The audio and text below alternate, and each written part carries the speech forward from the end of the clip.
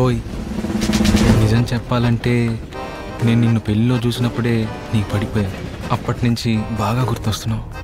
నీతో కొంచెం time spend చేయొచ్చనే ticket లేకపోయినా ట్రైన్ ఎక్కేసా.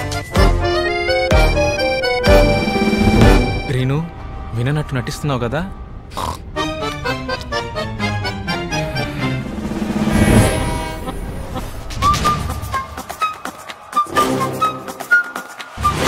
మీ తమ్ముడు కనిపిస్తాడు రా అందరికి. మూసుకో. ప్రేమ మనిషిని గుడ్డోనే కాదురా, మరి మెంటలోని కూడా చేస్తుంది. నేను హైదరాబాద్ వదిలి అసలు ఉండలేకపోతున్నాను రా. ఎందుకు? ఎందుకంటే నా మనసు అక్కడే వదిలేసి వచ్చా కాబట్టి.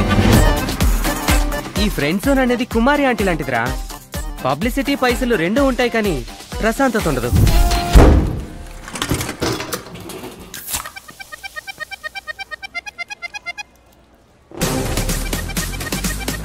అరే అదొక పెద్ద ఐటమ్ రా.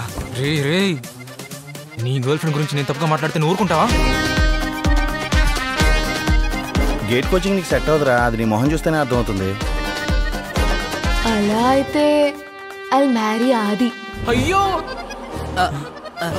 ఆది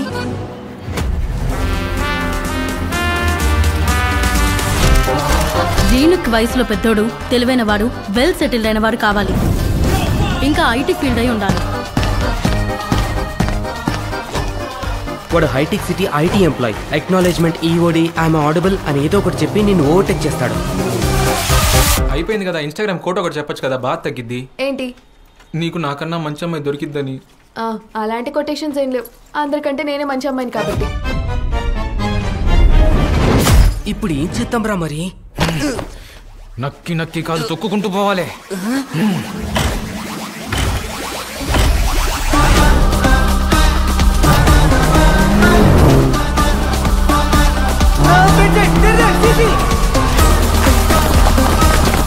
ఇంకా చాలా ఆపోజిట్ వచ్చింది.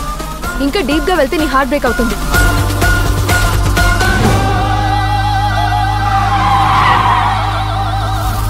అమీర్పేటలో అన్ని కోచింగ్స్ ఇస్తారుగా, అమ్మాయిలు ఎలా పడేలా కూడా నేర్పిస్తే బాగుండు.